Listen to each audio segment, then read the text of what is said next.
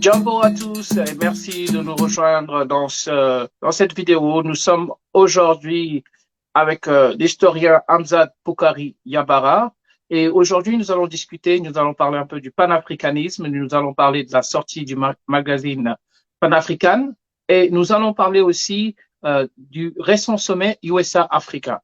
Hamzat, bonjour. Oui, bonjour. Bonjour. Alors, c'est un plaisir de vous avoir ici avec nous aujourd'hui. Alors, pour ceux qui vous connaissent pas, vous êtes historien, vous êtes écrivain. Par exemple, j'ai avec moi ici un de vos ouvrages, Africa Unite. Et pour ceux qui veulent savoir un peu plus sur vous, euh, qu'est-ce qui vous a poussé vers le panafricanisme et quelle est votre nationalité, par exemple?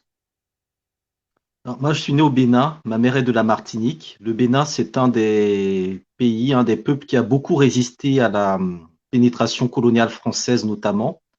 Et la Martinique, c'est le pays de Frantz Fanon et Aimé Césaire, donc deux figures de la résistance africaine et panafricaine. Donc, par mon parcours personnel, familial, biographique, autobiographique, j'ai été amené à me rendre au Ghana quand j'avais 16 ans. J'ai découvert Kwame Nkrumah à ce moment-là.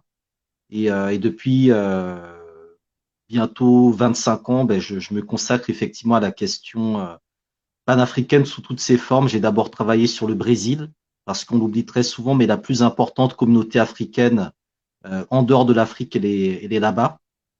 Et ensuite, je me suis intéressé à la Caraïbe, à un historien qui s'appelle Walter Rodney, sur lequel j'ai fait ma thèse de doctorat. Et c'est à travers lui que j'ai découvert un certain nombre de figures et de constellations panafricaines qui font qu'il y a une dizaine d'années, j'ai aussi souhaité m'engager de manière concrète dans la transformation comment dire, des consciences en rejoignant donc la Ligue panafricaine Umoja, dont je suis président depuis un peu plus d'un an maintenant aujourd'hui. Alors, on aura l'occasion de parler un peu plus sur la Ligue, qui est vraiment quelque chose qui est très intéressant. Mais d'abord, le terme panafricanisme. On aimerait savoir d'où vient ce terme. Qui a créé ce terme? Quel est l'historique de ce terme, panafricanisme? Le terme a été créé par Henry Sylvester Williams à l'occasion notamment de la première conférence panafricaine en 1900. Donc, il faut savoir que le débat à l'époque, c'était de savoir si le mouvement allait être pannégriste ou panafricaniste. Donc, l'idée de pannégrisme, c'était l'idée de la solidarité fondée sur la race ou plus précisément la couleur de la peau. Donc, les Noirs qui se solidarisent entre eux, mais tout en étant solidaires entre nous, entre Noirs en dehors de l'Afrique. Ça n'a aucun sens si on ne projette pas cette solidarité vers le continent africain, vers un territoire bien précis. D'où le fait que le terme panafricain, qui renvoie en fait à l'ensemble des identités africaines qui se mettent ensemble pour être plus fortes, a été choisi en 1900. Et c'est ce terme-là qui va être ensuite déployé tout au long du XXe siècle, avec aussi un volet culturel qui fait que dans les années 20-30, on va définir ce qu'on appelle les africanismes. C'est en anthropologie les survivances culturelles africaines à l'extérieur du continent africain. Et donc, d'un point de vue culturel, le panafricanisme, c'est tout ce qui vient du continent africain et qui a survécu à l'extérieur du continent africain. Donc, c'est présent dans les langues, dans les spiritualités, dans les danses, dans les musiques, dans les chants, dans les manières d'enterrer, de fêter, de célébrer.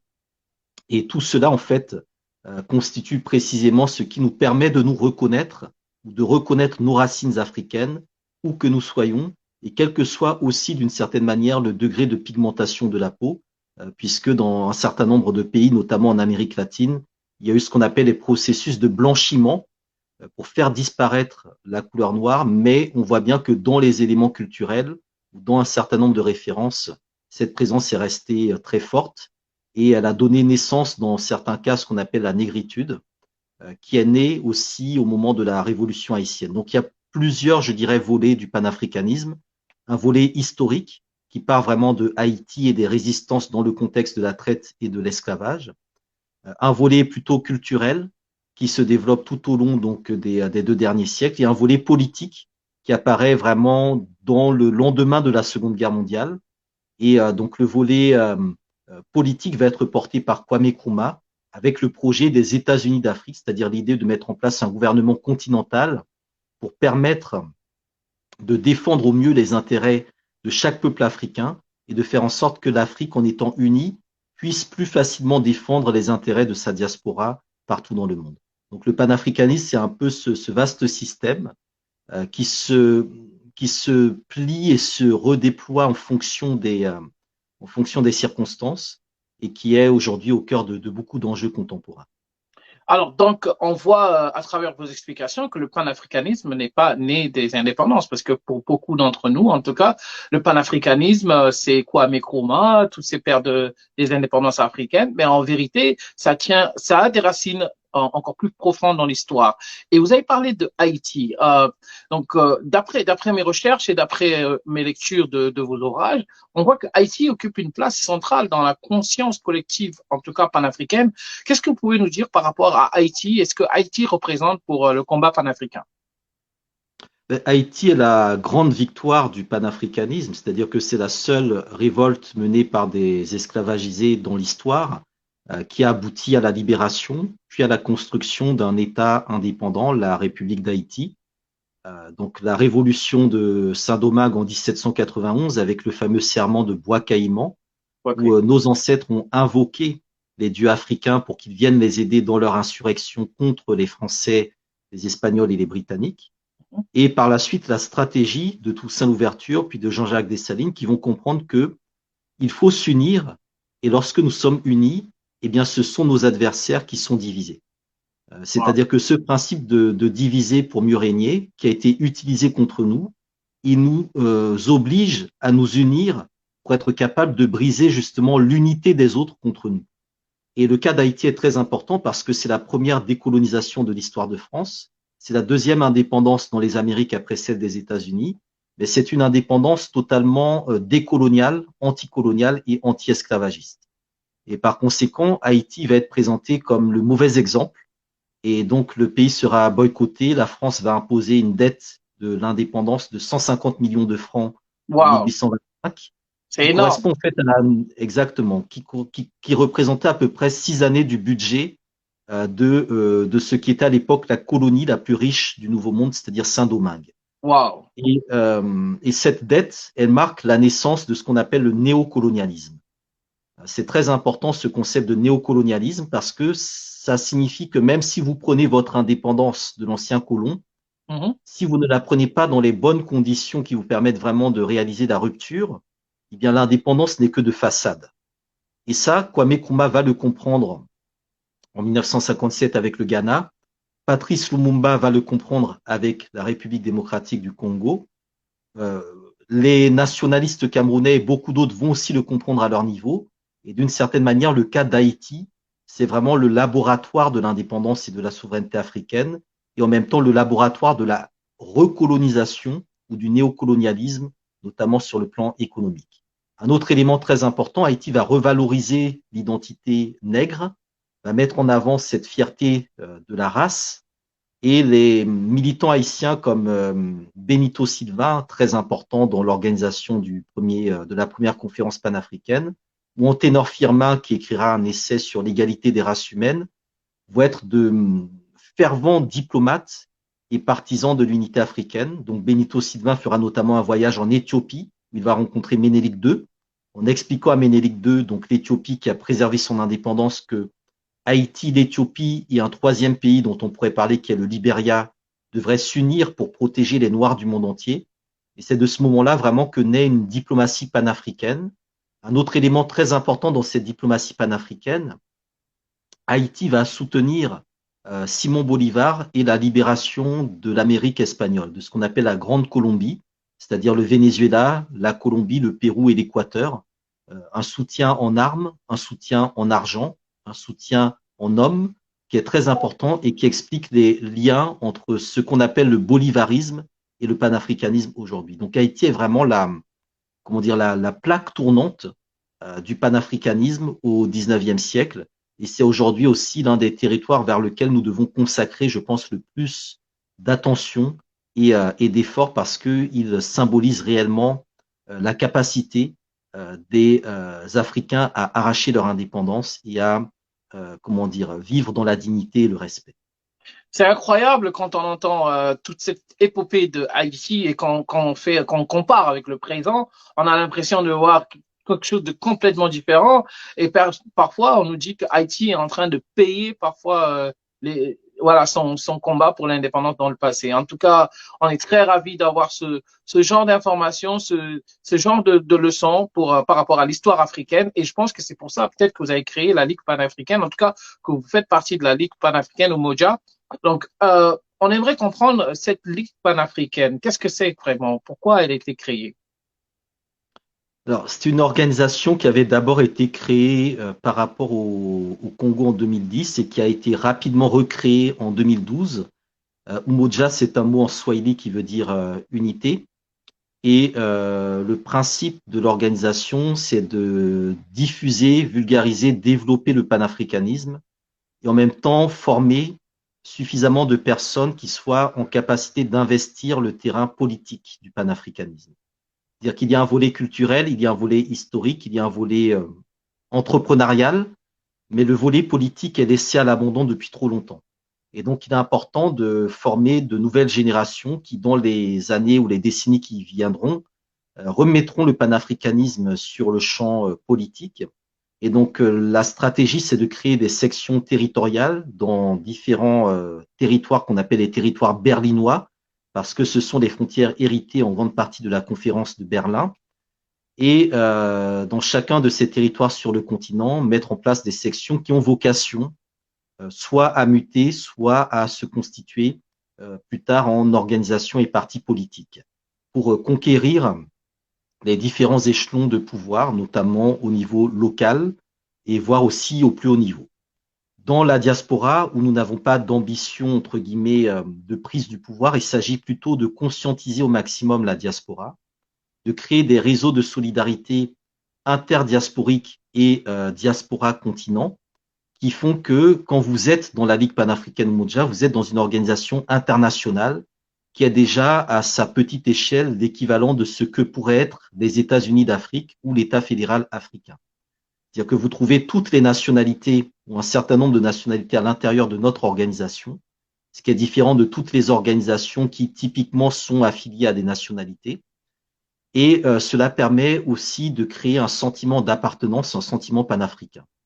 Donc, c'est une organisation donc, qui a une dizaine d'années, qui a un certain nombre de réalisations en termes événementiels à son actif. Nous organisons chaque année des universités qui ont pour but d'aborder une grande thématique.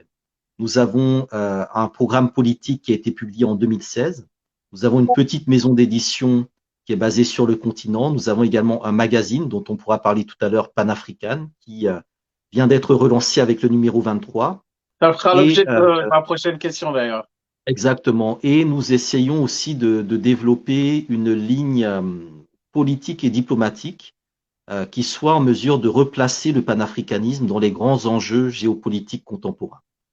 C'est très important aujourd'hui, à l'heure où on parle beaucoup de la Chine, la Russie, les BRICS, les États-Unis, etc., que nous ayons le plus grand nombre d'organisations capables d'aller à un certain nombre de forums internationaux et de prendre la parole de manière crédible sur les questions panafricaines.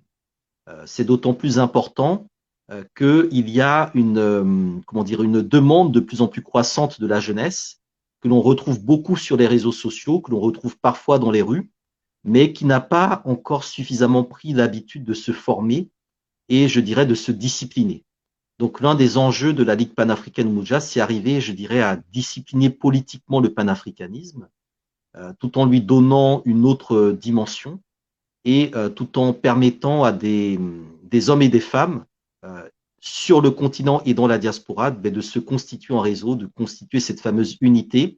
Et donc, notre slogan, c'est Umoja ni Nguvu, qui veut dire l'union fait la force. Alors, il faut savoir que l'union fait la force, c'est aussi la devise de l'État d'Haïti. C'est très D'accord. important. C'est la devise de l'État d'Haïti. Et c'est aussi l'idée que, à travers l'unité, nous pouvons, je dirais, mieux nous en sortir, quelles que soient les difficultés que nous avons à traverser. Donc, Ça, la Ligue c'est panafricaine Umoja, nous avons donc un site internet, nous avons une page Facebook fédérale et des pages par section. Donc, vous pouvez assez facilement nous retrouver sur les différents outils de communication moderne. Et nous ferons, en tout cas, vous pouvez voir le lien du site internet et les pages Facebook en défilé en bas. Et par rapport à cette Ligue panafricaine, vous avez un magazine très intéressant d'ailleurs, je l'ai lu et je conseille à tout le monde de le lire. C'est riche et c'est plein d'informations et ça parle aussi de l'actualité, mais il y a aussi un côté historique. Et je voulais savoir pourquoi vous avez aussi décidé de créer ce magazine et qu'est-ce qu'on peut s'attendre avec un tel magazine, par exemple. Oui, merci. Alors, le magazine a été créé il y a déjà 10 ans, en 2013. Le premier numéro portait d'ailleurs sur l'intervention française au Mali, Ah donc ouais, l'intervention, comment dire, Barkhane, Serval et Barkhane ensuite. Et il s'agissait en fait d'apporter un point de vue sur l'actualité, un point de vue panafricain sur l'actualité. C'est-à-dire qu'on est assez désolé de voir que pour beaucoup de personnes, la référence d'actualité panafricaine serait Jeune Afrique ou des médias qui ont des lignes très particulières tout à fait. sur les politiques africaines. Et nous estimions qu'il était important d'amener dans le paysage éditorial un magazine d'une organisation qui défend une ligne anti-impérialiste, anti-tribaliste et résolument progressiste. Donc c'est un trimestriel, donc il sort tous les 3 mois. Les 3 mois. Nous avons sorti une vingtaine de numéros jusqu'à la période du Covid, et dans chacun de ces numéros, il y a en fait un dossier qui est une thématique que l'on va développer à travers donc une interview ou plusieurs articles. Donc on a fait des dossiers, par exemple sur la question de l'environnement, sur la question de la monnaie, du franc CFA, hein, puisque la première conférence que la Ligue avait donnée publiquement il y a déjà une dizaine d'années était avec Nicolas Agboou sur la question monétaire. Mhm. Nous avons fait aussi des numéros spéciaux sur la question de la santé, la bioéthique, la pharmacopée au moment du Covid-19, qui nous a permis aussi de financer la production de masques dans certaines de nos sections.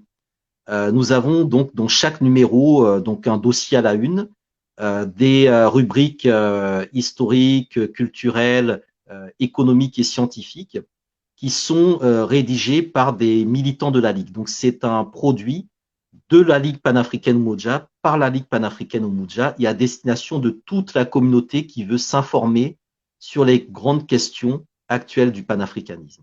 C'est très important parce que un magazine, c'est un produit éditorial. Donc, nous avons des rédacteurs qui sont des étudiants, des scientifiques, des ingénieurs, des enseignants, des militants, des journalistes. Donc, une diversité de profils qui reflète aussi la diversité de profils que nous avons au sein de la Ligue panafricaine Umoja.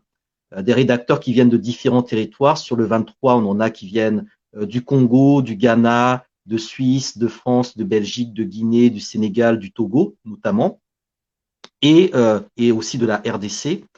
Et donc cela permet aussi d'avoir différents points de vue. Ce n'est pas un point de vue entre guillemets eurocentré, mais bien afrocentré, aussi bien depuis le continent que dans la diaspora. Et nous incluons aussi évidemment la Caraïbe. Donc dans le numéro 23, nous avons par exemple un article sur l'affaire des grands frères au niveau donc notamment donc de la Guadeloupe, la question de la justice coloniale en Guadeloupe. Nous avons également dans ce magazine numéro 23 un dossier qui est consacré à la journée de l'enfant africain, qui est donc une activité organisée au mois de septembre par la section France de la LPU, autour notamment donc de l'enfant afrodescendant, avec notamment une interview d'une des grandes actrices de cette communauté afro-éducative qui est Jalissa Sekhmet. Nous avons également des retours sur les activités de terrain qui sont menées par la Ligue panafricaine Umoja, et aussi donc une grande interview qui est consacrée au Mali, donc aux marches de solidarité qui ont lieu autour du Mali. Ouais, Nous avons également des articles autour de Kwame Nkrumah qui fait la une en raison donc du cinquantenaire de sa cinquantenaire. disparition, et un Super. hommage aussi à Kalala Omotunde.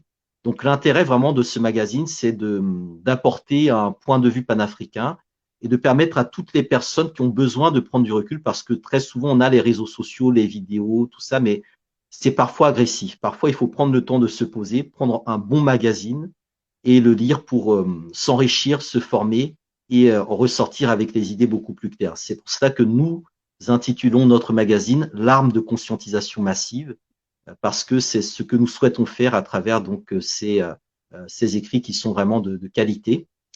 Donc le magazine coûte comment dire la somme modique donc de 4,80 € et vous pouvez vous abonner pour 4 numéros au prix de 18 € donc sur notre site ou sur comment dire le site ou la page du magazine Panafricain. Le numéro est à 4,80 € et voilà 4,80 €. Donc c'est via donc notamment une plateforme, un Gumroad, puisque ce n'est pas un imprimé. Pour le moment, nous sommes sur un format numérique, Digital, mais d'accord. nous comptons bien dans l'avenir passer sur un format éventuellement bimensuel ou mensuel qui serait cette fois-ci imprimé, mais cela nécessite notamment de fonctionner sur des préventes. Donc nous espérons que les personnes qui nous écoutent seront nombreuses à s'abonner au magazine parce que plus vous serez nombreux à vous abonner au magazine, plus nous pourrons vous offrir régulièrement cette publication et nous pourrons également y ajouter un certain nombre, je dirais, comment dire, d'éléments, notamment commerciaux, pour remercier donc nos lecteurs et nos abonnés. Donc, vous pouvez tous retrouver le magazine euh, à travers le lien qu'on fait défiler sur votre écran. Donc, et merci aussi de le partager à vos amis et à toutes les personnes qui voudraient savoir un peu plus sur le panafricanisme et sur l'actualité panafricaine. Donc, Hamzat, nous avons récemment suivi le sommet USA-Africa qui s'est tenu à Washington. 49 chefs d'État africains plus ou moins convoqués par l'administration américaine pour discuter d'un projet de partenariat États-Unis-Afrique. Qu'est-ce que vous pensez de ce type de sommet et d'autres sommets comme Chine-Afrique ou France-Afrique? Ce sont des sommets néo-impérialistes, comme on dit, c'est-à-dire qu'il s'agit de grandes puissances, comme on dit, qui convoquent tout un continent en rang dispersé dans leur capitale pour des sommets qui n'en sont pas. Euh, voilà, donc les États-Unis ont quelques intérêts stratégiques en Afrique. Il y a quelques pays qui comptent beaucoup plus pour eux que d'autres, mais je pense qu'ils enrobent ça en invitant à peu près tout le monde.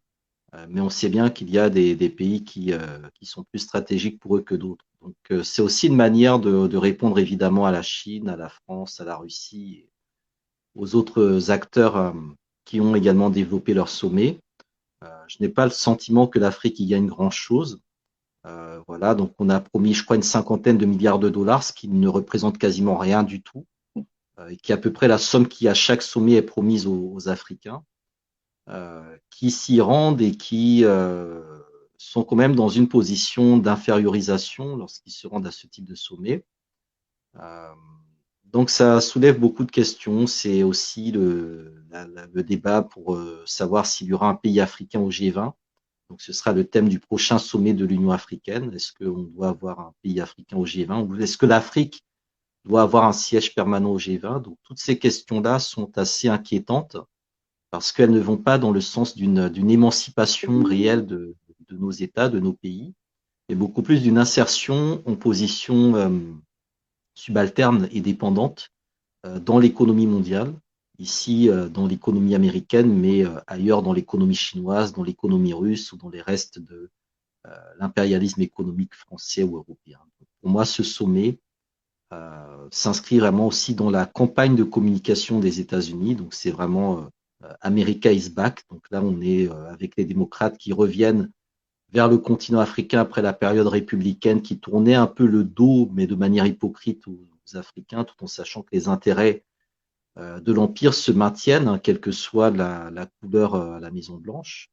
Euh, voilà. Et puis, on a vu aussi des dirigeants africains qui, lors de ces déplacements, n'ont pas non plus de stratégie réelle vis-à-vis de leur diaspora qui est présente aux États-Unis.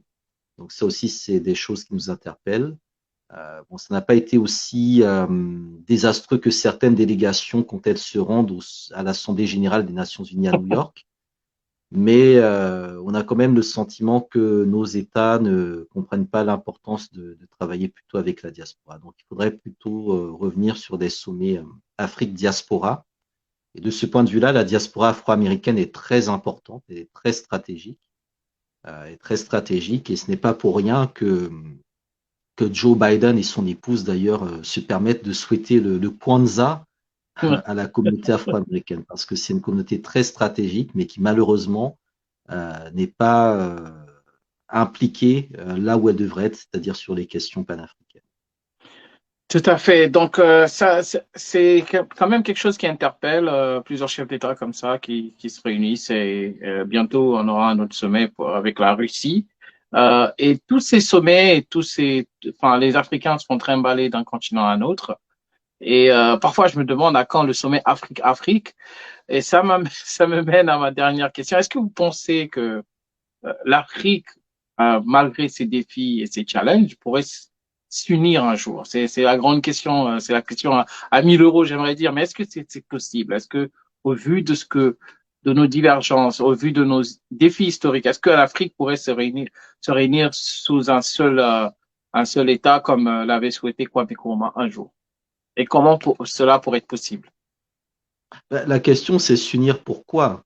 Moi, je pense que c'est tout à fait possible. On le voit lors d'événements qui touchent aux fibres nationalistes. On l'a vu lors de la Coupe du Monde. Bon, quel que soit le pays qui reste, on arrive globalement à s'unir derrière lui, même si c'est parfois pas évident. Euh, L'organisation de grandes compétitions qui nécessitent aujourd'hui que des pays s'unissent. La prochaine Coupe du Monde, c'est États-Unis, Canada, Mexique.